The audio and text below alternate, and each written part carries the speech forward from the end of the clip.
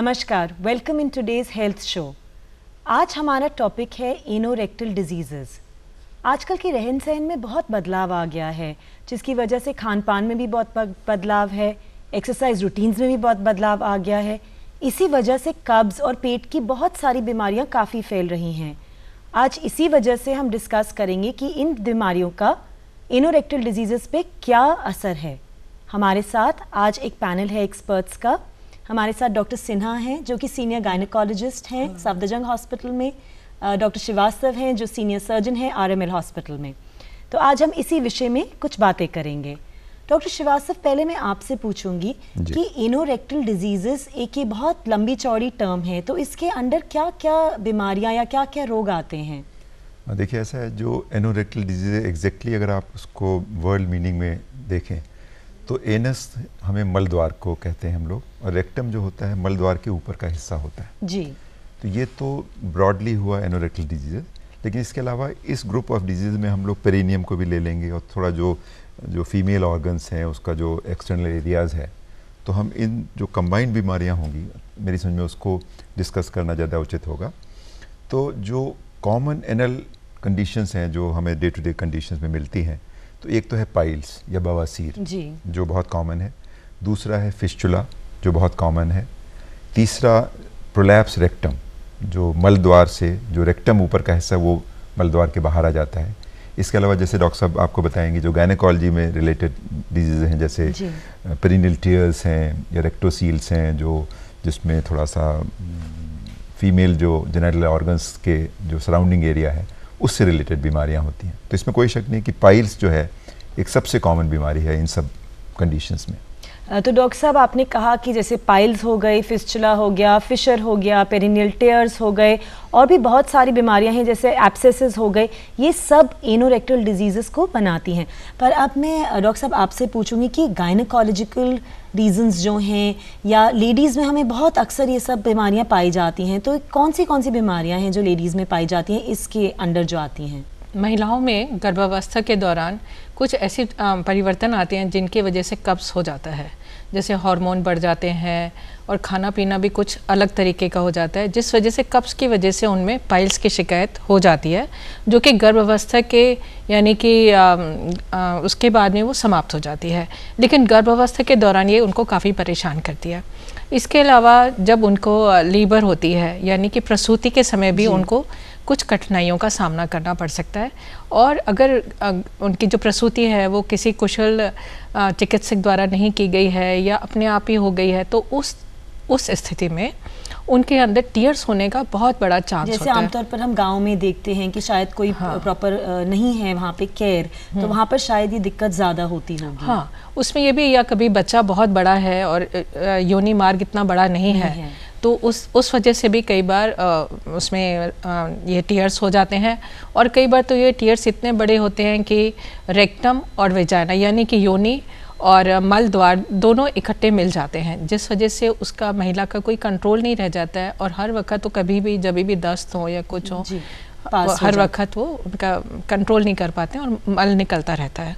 Pregnancy के duration में ये सब चीज़ें बहुत कॉमन हो जाती है, तो क्या खास वजह है? आपने कुछ हार्मोन्स के बारे में हमें बताया, बट उसके अलावा क्या खास वजह है कि ये सब दिक्कतें महिलाओं को इसी दौरान होती हैं? एक तो ये है कि जैसे मैंने आपको बताया हार्मोन प्रोजेस्टेरोन बहुत बढ़ जाता है, जिसकी वजह से जो नॉर्मल इंटेस्टाइन की मूवमेंट होती है वो कम हो जाती है। दूसरा ये होता है कि जो गर्भ में पल रहा शिशु बढ़ रहा होता है, धीरे धीरे उसका दबाव भी रेक्टम के ऊपर पड़ता है, जिससे उनको करने में थोड़ी परेशानी होती है। ठीक है। और खाना पीना भी वो लोग सही ढंग से नहीं खाते हैं, उनके खाने की कुछ इच्छाएं होती हैं कि यही खाना खाना है, वो नहीं खाना है, पानी कम पीना है, शायद ज़्यादा रफेज वाला खाना नहीं खाते होंगे, तो इस वजह से हो जाता है। इस वजह से ये सब प्रॉब्लम्स हो जाती हैं। डॉक्टर साहब, अब मैं वापस आपसे पूछूंगी, आपने एक बहुत ज़रूरी और बहुत इंपॉर्टेंट बीमारी का नाम लिया जिसका नाम है पाइल्स, और हम अक्सर देखते हैं कि ये ऐसी बीमारी है जो बहुत सारे लोगों को परेशान करती है, तो इसके बारे में हमें ज़रा विस्तार में बताइए कि पाइल्स होता क्या है? देखिए, ऐसा होता है कि जो हमारे मलद्वार है वहाँ पर रक्त की शिराएँ होती हैं, आर्टरीज वेन्स होती हैं, जहाँ से वो रक्त सप्लाई करती हैं मलद्वार को, रेक्टम को। तो वो जो शिराएँ हैं रक्त की, वो कभी कभी अगर कोई एब्डोमिनल प्रेशर ज़्यादा है, एब्डोमिनल प्रेशर किसी भी वजह से हो सकता है, जैसे डॉक्टर ने बताया प्रेगनेंसी से हो सकता है जी। अगर किसी रोगी को बहुत कॉन्स्टिपेशन है तो हो सकता है, किसी को मान लीजिए ओल्ड एज में प्रोस्टेट की इलनेस है जिसमें यूरिन का रुकावट होती है तो उसे स्ट्रेन ज़्यादा करना पड़ता है, उस वजह से हो सकता है। या मतलब किसी भी वजह से अगर कॉन्स्टिपेशन होता है तो ये जो रक्त शिराएँ जो मलद्वार में हैं वो फूल जाती हैं, और जब वो फूल जाती हैं तो एक स्वेलिंग का या मस्से का रूप ले लेती हैं, और इस मस्से को हम लोग पाइल्स बोलते हैं। अच्छा। तो नॉर्मली क्या होता है कि जैसे भी मलद्वार से अगर कोई मल विसर्जित किया या कोई थोड़ी भी इंजरी इन पाइल के जो मस्सों में लगी तो उससे उसको ब्लीडिंग होने लगती है। तो जो कॉमन सिम्टम होता है पाइल्स का वो होता है ब्लीडिंग, और ब्लीडिंग भी इसका एक जो मुख्य जो लक्षण है वो ये है कि दर्द नहीं होता, मतलब ब्लीडिंग होगी लेकिन पेन बिल्कुल भी नहीं होगा, क्योंकि अगर पेन के साथ ब्लीडिंग हो रही है तो उसकी वजह कुछ और हो सकती है, फिशर हो सकता है, कुछ और हो सकता है जी। लेकिन पाइल्स में ब्लीडिंग नहीं होगी। और शुरू की अवस्था में ऐसा देखा जाता है कि पाइल्स मस्से मलद्वार के अंदर होते हैं, लेकिन सेकेंड स्टेज में वो बाहर आने लगते हैं। थर्ड स्टेज में होता है कि बाहर आएंगे फिर वो आपको अपने आप प्रेस करके अंदर करना पड़ेगा तो अंदर चले जाएंगे। फोर्थ स्टेज में ये होगा कि बाहर आएंगे और अगर आप प्रेस करोगे तो टेम्परेली अंदर जाएंगे लेकिन बाद में फिर निकल आएंगे। तो जैसे जैसे अवस्था बढ़ती जाती है पाइल्स की तो ये मस्से बढ़ते चले जाते हैं। और जैसे आपको पहले भी बताया कि कॉन्स्टिपेशन, और हम ये सबको ये कहना चाहेंगे कि ज़्यादा रफेज वाला भोजन लें, जैसे हरे पत्ते वाली सब्जियां, मेथी, सरसों, पालक, बंद गोभी, खीरा, ककड़ी, जो सलाद है वो लें, लिक्विड्स अधिक मात्रा में लें। तो इन सब चीज़ों से बहुत हद तक जो कॉन्स्टिपेशन उससे बचा जा सकता है, और वो आगे चल कर के आपके इस ट्रीटमेंट में बहुत सहायक करता है। जी, आपने हमें काफ़ी बताया कि पाइल्स क्या होता है। डॉक्टर साहब, आप कुछ ऐड करना चाहेंगी? आप काफ़ी महिलाओं को देखती हैं कि कुछ खास ऐड करना चाहेंगी पाइल्स के बारे में? एक तो जैसे गर्भावस्था में है तो इसके लिए उनको अपना खाने पीने का ध्यान रखना है, और सही मात्रा में खाना खाना है, पानी पीना है, और ऐसे सब्जियां लेनी जिनके जैसे अगर आलू हैं तो उनके छिलके नहीं उतारे, और कैबेज वगैरह ज़्यादा लें, रफेज होना चाहिए, फाइबर होना चाहिए जिसमें। और जो गेहूं का आटा ज़्यादा अच्छा है बजाय इसके कि वो मैदा खाएं, या अगर वो ब्रेड खाते हैं तो ब्राउन ब्रेड लें। सफ़ेद ब्रेड में इतना रफेज नहीं होता है, फाइबर कंटेंट ज़्यादा होने चाहिए। और दूसरा ये कि उनको ऐसे हम गर्भावस्था के दौरान उनको फिर कुछ खाने में दवाइयाँ भी दे सकते हैं जिससे कि उनको कॉन्स्टिपेशन ना हो, जिन महिलाओं को पाइल्स की शिकायत ऑलरेडी हो चुकी है। तो डॉक्टर साहब, अब अगर किसी को लगे कि कभी मस्सा है किसी को इस रीजन में, तो उनसे कैसे पता चलेगा, हम कैसे डायग्नोज करेंगे कि ये पाइल्स ही है? जो रोगी होगा वो आपके पास आएगा शिकायत लेके कि उसे ब्लड आ रहा है मलद्वार से जी। तो जब वो आएगा तो सर्जन के पास ही आएगा और सर्जन उसको एग्जामिनेशन करेगा। एग्जामिनेशन में हम लोग प्रोक्टोस्कोपी करते हैं, एक छोटा सा इंस्ट्रूमेंट होता है अबाउट 3-4 इंचेस लॉन्ग, और वो मलद्वार से हम अंदर डाल देते हैं और उसमें टॉर्च से हमको दिख जाता है ये मस्से जो हैं पाइल्स के हैं, कितने हैं, किस स्टेज के हैं, किस डिग्री के हैं। तो जब हमने उसको डायग्नोसिस कर ली, इसके अलावा भी अगर मान लीजिए किसी केस में पाइल्स के साथ साथ कोई और इलनेस भी अंदर हो सकती है, कभी कभी ये भी हो सकता है कि पाइल्स एक सेकेंडरी रीजन हुआ और हो सकता है अंदर ऊपर आंतों के किसी और भाग में कोई और बीमारी पनप रही हो, तो उस हालत में हमें और मरीज का रोगी का कोलोनोस्कोपी तक करने की ज़रूरत पड़ सकती है कुछ कंडीशंस में। लेकिन जहाँ तक इलाज का सवाल है तो शुरू की जो स्टेज 1 और 2 होते हैं उसमें तो आप अगर उसको रोगी को कॉन्स्टिपेशन से दूर रखें और लोकल एप्लीकेशंस, ऑइंटमेंट्स वगैरह हम लोग देते हैं, उससे फ़ायदा होता है। और इसके अलावा पाइल्स में इंजेक्शन लगाते हैं, डायरेक्टली उसके अंदर इंजेक्शन लगाते हैं। ये इंजेक्शन क्या होता है? बहुत सुनने में आता है पाइल्स के लिए इंजेक्शन। ऐसा होता है कि ये इंजेक्शन जो होते हैं इसको हम लोग स्क्लेरोसेंट इंजेक्शंस बोलते हैं। एग्जैक्ट कॉन्स्टिट्यूशन जो इसका होता है फिनॉल होता है, और उसको आलमंड ऑयल में मिला करके इंजेक्शन लगता है, यानी कि बादाम के तेल में उसको मिक्स करके। हाँ, तो फिनॉल विद आलमंड ऑयल, और उसको हर पाइल के मस्से, नॉर्मली 3 मस्से अक्सर देखे जाते हैं, प्राइमरी पाइल्स होते हैं, तो उसमें हम तीनों मस्से की जगह पे 3 to 5 ml ईच उसमें इंजेक्शन लगाते हैं। और इस इंजेक्शन को आपको 4 to 6 वीक के बाद 2 बार और रिपीट करना पड़ता है। तो normally we have to give 3 injections. और ये इंजेक्शंस या दूसरा ट्रीटमेंट जो फर्स्ट और सेकेंड स्टेज पाइल्स में हो सकता है वो बैंडिंग हो सकता है। उसमें बैंड में क्या होता है, जो मस्सा है उसके बेस पे रबर बैंड होता है, वो इंस्ट्रूमेंट से उसको डाल देते हैं तो फिर वो जिससे वो कट करके मस्सा बाहर गिर जाता है। तो ये ट्रीटमेंट तो हुआ स्टेज 1 और स्टेज 2 पाइल्स। लेकिन अगर रोगी उस स्टेज से भी नहीं आया और जब वो आया तो स्टेज 3 या 4 हो गई, तो उस हालत में उसको हम लोग ऑपरेशन सजेस्ट करते हैं। और ऑपरेशन 2 तरीके का होता है, एक तो ओपन सर्जरी जो रूटीन कन्वेंशनल सर्जरी जो पिछले 50 साल से हम लोग कर रहे हैं, और एक दूसरा इलाज अभी आज आया है स्टेपलर हेमराइडेक्टमी। और वो उसको हम लोग मिनिमल एक्सेस सर्जरी बोलते हैं, और ये पिछले 5-7 साल से यानी कि थोड़ा ज़्यादा आसान है ये तरीका। आसान है और उसमें रिकवरी बहुत फास्ट है। नॉर्मली जैसे जो रूटीन ऑपरेशन होते थे पाइल्स के निकालने के लिए, तो उसमें मरीज़ को रिकवर होने में 3 हफ्ते 4 हफ्ते लग जाते थे, और अब ये है कि उसमें आप स्टेपलर गन से उसको मलद्वार से अंदर डाल करके और पाइल से ऊपर का जो म्यूकोसा और जो टिश्यू है उसको काट देते हैं, जिससे ब्लड सप्लाई जो होती है उन मस्सों की ख़त्म हो जाती है, और उस वजह से क्या होता है पाइल्स बीमारी क्योर हो जाती है, और इसमें रोगी को 2 या 3 दिन में पूर्णतः ठीक हो जाता है। तो ये एक बहुत अच्छा इलाज है जो पाइल्स के लिए मौजूद है, और मैं कहना चाहूँगा कि अगर आप लेट स्टेज में भी हैं तो भी आपको चिंता की कोई ज़रूरत नहीं है, और बहुत ही जल्दी आप ऑपरेशन द्वारा ठीक हो सकते हैं। तो हम व्यूअर्स को ये बताना चाहेंगे कि पाइल्स की अगर ऐसी समस्या है तो बिल्कुल डरने की बात नहीं है, इलाज पूरी तरह से अवेलेबल है और कोई मुश्किल इलाज नहीं है, बहुत सारे आसान तरीके अब आ गए हैं। डॉक्टर साहब, अब मैं आपसे पूछूंगी कि फिशर क्या होता है। हम बहुत लोगों को, खासकर पेशेंट्स को देखते हैं जो बहुत परेशान होते हैं, रो कर आते हैं कि इतनी दर्द हो रही है, और फिर पता चलता है कि फिशर है। तो फिशर क्या चीज़ है? फिशर को हम अगर साधारण भाषा में कहें, यानी कि वहाँ से स्किन जो है वो फट गई है और जिस वजह से उनको दर्द होता है, और ये ज़्यादातर क्रैक्स हैं। तो ये उसके जो मल द्वार के जो स्फिंक्टर होते हैं उसके पास होते हैं, जिस वजह से जब भी वो जब भी वो पास करते हैं तो उनको उस समय बहुत दर्द होता है। इसका जो फिशर का जो कारण है, क्या खास कारण क्या रहता है फिशर का कारण? कारण तो देखिए एकमात्र कारण कॉन्स्टिपेशन है जी। आपने देखा होगा बहुत हार्ड स्टूल अगर आता है, पैसेज तो एक लिमिटेड ही है ना, तो अगर हार्ड स्टूल होगा तो वो रास्ते को छीलता हुआ चला जाएगा। खासकर शायद जो क्रॉनिक कॉन्स्टिपेशन जिनको रहता है, जिनको अक्सर ये दिक्कत रहती है, नहीं, एक्यूट में भी हो सकता है। ये भी हो सकता है कि किसी को कभी कॉन्स्टिपेशन नहीं हुआ, एक ही बार कॉन्स्टिपेशन हुआ, उसी में क्रैक हो गया। लेकिन जो ये एक्यूट फिशर 2 तरीके हो गए।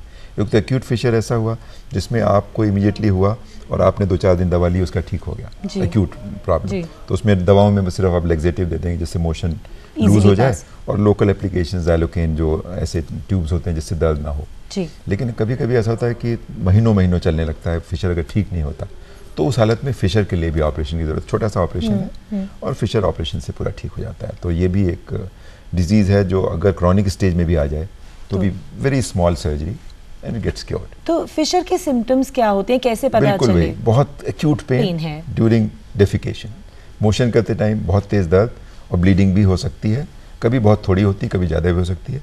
तो जब भी ब्लीडिंग पेन के साथ हो, सबसे पहले आपके माइंड में आना चाहिए कि पाइल्स नहीं फिशर है जी। तो ये हमने देखा कि ये डिफ्रेंसिएशन है कि पाइल्स में और फिशर में, क्योंकि अक्सर लोग बहुत शर्माते हैं डॉक्टर्स के पास जाने के लिए ऐसी दिक्कतों के लिए, पर प्लीज़ अपने डॉक्टर के पास जाएं क्योंकि इलाज आपका पूरी तरह से हो सकता है। डॉक्टर साहब, कुछ पेरिनियल टियर के बारे में हमको डिटेल्स में बताएं, क्योंकि काफ़ी महिलाएँ हैं जो परेशान रहती हैं इस वजह से। जैसे क्या सिम्टम्स रहते हैं पेरिनियल टियर के, और इसको किस तरीके से, अगर हो गया टियर लेबर के ड्यूरिंग, तो किस तरीके से ये ठीक हो जाता है?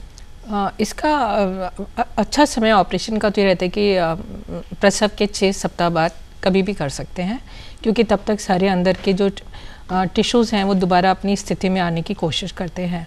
उसके बाद ये कभी भी कर सकते हैं। कंप्लीट पेरिनियल टियर जो है उसमें ये होता है कि कोई भी रास्ता जो है गर्भाशय यानी योनि मार्ग और जो टट्टी का रास्ता है वो दोनों करीब करीब मिल जाते हैं। अच्छा। तो उसमें उनको जो है जब आपस में पति पत्नी का संबंध होता है उसमें भी उनको संभोग के दौरान में भी उनको परेशानी हो सकती है, और जैसे मल त्याग करने में भी बड़ी प्रॉब्लम हो सकती है। तो इसके लिए ऑपरेशन करके हम इसको बिल्कुल ठीक कर देते हैं और रास्ता बिल्कुल सही बना देते हैं। कई बार उसमें होता है कि जो मल द्वार का जो स्फिंक्टर होता है, यानी कि जो उसको रोक करके रखता है, उसका वो फट जाता है, तो उसको भी दोबारा से हमको सिल करके सही बनाना पड़ता है। इसके अलावा कई बार ये होता है कि डिलीवरी के दौरान में एक फिस्टुला बन जाता है जो कि होता है रेक्टोवेजाइनल, यानी कि वो थोड़ा ऊपर की तरफ टियर होता है, और उसमें ये होता है कि जो जहाँ से रेक्टम जो है उसका और योनि मार्ग का बीच में एक रास्ता बन जाता है। उसकी वजह से बराबर मल जो ऊपर इकट्ठा होता रहता है वो बराबर योनि मार्ग से बाहर आता रहता है। तो इसको ठीक करने में बड़ी प्रॉब्लम होती है, क्योंकि ये इन्फेक्शन हो जाता है, और जब तक हम इन्फेक्शन नहीं दूर करेंगे तो हम ऑपरेशन करेंगे तो टाँके जोड़ नहीं पाएंगे। इसका इलाज ऑपरेशन के अलावा और कोई तरीका नहीं है। और आपने बताया कि बहुत ही दर्द रह सकती है, इसमें दर्द रह सकता है पेशेंट को, और इसके बाद में, ऑपरेशन के बाद में वो बिल्कुल ठीक हो जाते हैं। करीब 1-2 महीने उनको अपना संभोग नहीं करना होता है, उसके बाद में वो कर सकते हैं। इसके अलावा जो उम्रदार महिलाएं होती हैं उनमें एक और प्रॉब्लम हो सकती है, वैसे खैर वो यंग में भी हो सकती है, और जिसको हम कहते हैं रेक्टोसील, यानी कि जो रेक्टम और योनि मार्ग के बीच में जो दीवार है वो बाहर की तरफ निकलने लगती है। ये इस वजह से निकलती है क्योंकि वो ढीली हो जाती हैं मांसपेशियाँ। ये या तो जब उम्र ज़्यादा हो गई महिला की, तभी भी जैसे हमारे शरीर में झुर्रियाँ पड़ने लगती हैं, उसी तरह से शरीर के बाकी हिस्सों में भी पड़ती हैं, और रेक्टम की अगली दीवार जो होती है वो बाहर की तरफ आ जाती है, यानी लूज हो जाती है, लूज हो जाती है। और धीरे धीरे इसमें शुरू में तो महिला को यही महसूस होता है कि उसको टट्टी करने में परेशानी होती है, यानी थोड़ा सा होता है फिर रुक जाता है, फिर थोड़ा सा होता है रुक जाता है, और जब ये काफ़ी ज़्यादा हो जाता है तो ये तो बिल्कुल बाहर एक मांस की तरह लटक आता है। तो ऐसी हालत में जब शुरू की स्टेज है तब तो थोड़ी एक्सरसाइज कर सकती है, जिसको कि हम केगल या पेरिनियल फ्लोर एक्सरसाइज कहते हैं, जिससे मांसपेशियों को कसाव देते हैं, उसके द्वारा ये ठीक हो सकता है। लेकिन अगर ये ज़्यादा बढ़ गया है, महिला ने आके दिखाया नहीं है शर्म की वजह से या किसी भी वजह से, तो फिर तो इसका इलाज, उपचार, ऑपरेशन ही रहता है। तो इसलिए जो महिलाएं ये प्रोग्राम देख रही हैं उनको इस तरह की अगर कोई परेशानी है तो इसकी कोशिश करें कि वो पहली स्टेज में ही आ जाएं और एक्सरसाइज करके वो अपनी इस परेशानी से दूर हो सके। यानी कि शर्म की कोई भी बात नहीं है, आप prevention is better than cure. आपको कुछ भी थोड़ी सी भी दिक्कत हो तो अपने गायनेकोलॉजिस्ट या अपने सर्जन या कोई डॉक्टर के पास जाएं जो कि ये बीमारी का आपको इलाज बता सकें। डॉक्टर साहब आप बताइए। मैं ये कहना चाह रहा था, जैसे डॉक्टर साहब ने रेक्टोसील बताया, जो रेक्टम है आगे आ जाता है, उसी तरीके से एक कंडीशन होती है जिसको हम प्रोलैप्स रेक्टम कहते हैं। बिल्कुल। तो उसमें रेक्टम आगे से आने के बजाय मल द्वार से ही बाहर निकलने लगता है। तो मल द्वार से कभी कभी जैसे पाइल्स निकलती हैं, तो कभी कभी रोगी को पाइल्स के बजाय रेक्टम प्रोलैप्स होता है, तो वो रेक्टल प्रोलैप्स कभी कभी 4-5 इंच पूरा रास्ते से बाहर आ जाता है, जिसको हम लोग कंप्लीट प्रोलैप्स कहते हैं। पार्शियल प्रोलैप्स भी हो सकता है जिसमें 2-3 इंच ही सिर्फ आए, उसकी फुल थिकनेस ना आए, सिर्फ उसका म्यूकोसा, सब म्यूकोसा आए। और जो कंप्लीट रेक्टल प्रोलैप्स होता है तो उसमें पूरा का पूरा रेक्टम 4-6 इंच या उससे ज़्यादा भी बाहर आ जाता है। तो पर्पज़ उसका भी, कॉज उसके भी वही है कि वॉल जो उधर की जो पेल्विक फ्लोर है उसमें मसल्स की वीकनेस होती है, तो जैसे वो आगे की तरफ जाने के बजाय मलद्वार से वापस आया। और ये महिलाओं की अपेक्षा पुरुषों में थोड़ा ज़्यादा देखा जाता है जी। और इसमें भी जैसे डॉक्टर साहब ने बताया कि रेक्टोसील में surgery is the treatment when it is a established disease, तो उसी तरीके से प्रोलैप्स रेक्टम में भी सर्जरी का ही एकमात्र इलाज है। और आजकल एक तो पेट खोल करके ऑपरेशन करते हैं जिसमें अंदर आप रेक्टम को अंदर डाल करके उसको फिक्स कर देते हैं अंदर, जिससे वो बाहर ना जा पाए। लेकिन उसके अलावा आजकल हम लोग दूरबीन से भी करने लगे हैं प्रोलैप्स रेक्टम, जिसे हम लोग लेप्रोस्कोपिक सर्जरी बोलते हैं। तो आपने सुना होगा लेप्रोस्कोपिक सर्जरी आजकल पेट के किसी भी ऑर्गन में कर सकते हैं, और बहुत कॉमन है। हम लोग जैसे गॉलब्लैडर के लिए, स्टोन्स के लिए करते हैं, हर्निया के लिए हम लोग, मतलब आप समझिए कि इतना कॉमन ये सर्जरीज़ हैं कि एक दिन में कोई भी सर्जन 4 या 5 केसेस ज़रूर करता है। और उसी तरीके से हालांकि उतना कॉमन प्रोलैप्स रेक्टम नहीं है जितना हर्निया और गॉलब्लैडर है, लेकिन फिर भी मतलब आप समझिए कि महीने में 2-3 केसेस प्रोलैप्स रेक्टम के भी हम लोगों को दूरबीन द्वारा करने पड़ते हैं। और उसमें क्या होता है, जो काम हम पेट चीर करके कर रहे हैं वो हम पेट में छेद करके और वो अंदर डिसेक्शन करके रेक्टम को ऊपर खींच करके और उसको पीछे मेश के द्वारा फिक्स कर देते हैं। यानी आसान तरीका है, रिकवरी भी फास्टर है। 2-3 दिन में बिल्कुल ठीक हो जाते हैं, जबकि ओपन सर्जरी में जो रिकवरी आपको 15 दिन, 20 दिन, महीना भी लग सकती थी, तो आजकल वही रिकवरी जो है आपको within a week you are fully normal. यानी 2-3 हफ्ते की बजाय 1 हफ्ते के अंदर आप घर वापस जा सकते हैं। समझिए इतना महीने के बजाय 1 हफ्ते के अंदर आप काम पे जा सकते हैं। इतना घर तो आप नेक्स्ट डे आ जाएंगे, घर तो आज ऑपरेशन हुआ, कल आप घर पहुंच गए जी, लेकिन 1 हफ्ते बाद आप अपने काम पे भी जा सकते हैं। इतनी फास्ट रिकवरी है लेप्रोस्कोपिक सर्जरी में दीस डेज। साइंस ने बहुत एडवांस कर लिया है और हमको उसका एडवांटेज लेना चाहिए। स्पेशली सर्जरी में तो मैं आपको कहना चाहूँगा, जनरल सर्जरी में जो हमारे प्रोसीजर्स हैं तो ऑलमोस्ट 3/4 प्रोसीजर्स जो हैं हम लोग आजकल लेप्रोस्कोपी से ही करते हैं। कर रहे हैं। डॉक्टर साहब, अभी हम बात कर रहे थे प्रोलैप्स रेक्टम की, तो एक मेरे दिमाग में ख्याल आया प्रोलैप्स यूट्रस, जो कि एक बहुत परेशानी जो है, जो विमेन को, लेडीज़ को रहती है, तो इसके बारे में कुछ बताइए, क्या चीज़ है ये? हाँ, हमारे देश में प्रोलैप्स यूट्रस बहुत ही ज़्यादा है, काफ़ी महिलाओं में ये होता है। और उसका मुख्य कारण यही है कि जब वो उनका प्रसव होता है उस दौरान उनको सही सपोर्ट नहीं मिल पाता है। अच्छा। उसके बाद में वो जब जल्दी जल्दी काम करना शुरू कर देते हैं, वज़न उठा लेते हैं, उस वजह से भी हो जाता है। और कई बार बच्चों के बीच में अंतराल बहुत कम होता है। अच्छा। इन सब कारणों से भारतीय महिलाओं में ये बहुत पाया जाता है। और उसका दूसरा कारण ये भी होता है, अधिक उम्र की महिलाओं में अपने आप, जैसे अभी हम बातचीत कर रहे थे कि मांसपेशियां ढीली हो जाती हैं, उसी तरह से वहाँ पेल्विक फ्लोर के मांसपेशियां ढीली होने से जो यूट्रस के सपोर्ट हैं वो कम हो जाते हैं और बच्चेदानी बाहर की तरफ निकलने लगती है। तो इस हालत में शुरू में तो ये महिलाओं को सिर्फ ऐसे महसूस होता है कि जैसे उनको कुछ भारीपन महसूस होता है। उसके बाद में धीरे धीरे उन्हें लगता है कि उनको पेशाब करने में कोई तकलीफ़ हो रही है, या कई बार जैसे मैंने बताया टट्टी करने में तकलीफ़ होती है। जब ये इस हालत में वो जाकर डॉक्टर को नहीं दिखाते हैं तो धीरे धीरे करके गर्भाशय बिल्कुल बाहर आ जाता है। पहले योनि मार्ग से बाहर दिखने लगता है, उसके बाद तो पूरा का पूरा भी कई बार बाहर आ जाता है। और कई बार तो हमारे पास ऐसी महिलाएं भी आती हैं जिनको ये 10-10 साल से ऐसी बीमारी रहती है और वो शर्म के मारे किसी को बताती नहीं है और बाहर उसमें छाले भी पड़ जाते हैं। ऐसी हालतों में भी आते हैं। तो इसलिए मैं ये चाहती हूँ कि हम इस प्रोग्राम को जो लोग देख रहे हैं उनको चाहिए कि जैसे अर्ली स्टेज में वो आ जाए, जिससे वो बिल्कुल ठीक हो जाए, क्योंकि जब बीमारी बहुत बढ़ जाएगी फिर तो गर्भाशय निकालना ही पड़ेगा। जी।